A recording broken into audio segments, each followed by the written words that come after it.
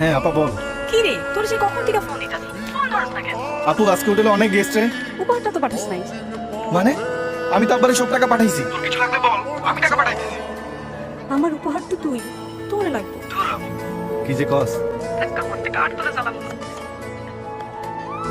কি কস আপু, এবার আমি দেশে এলো তোরে আর দুলাবের এক লগে জ্বালাম।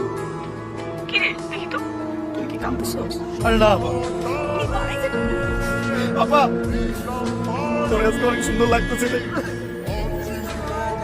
ছিলাম বাচ্চা হওয়ার সময় 21টা হাড্ডি ভাঙলে যেমন ব্যথা লাগে, তার চেয়ে তো বেশি বেশি ব্যথা হবে। তুমি এত ব্যথা সইতেছো আর আমি তোমার পাশে নাই।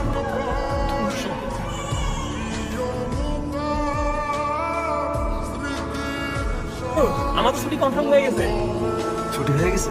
আরে কবে যেতেছিস? পরশু দিনে চলে যাবো। যা রে যা ঘুরে। আমি বোধহয় সে ভাবছিলি যে চাই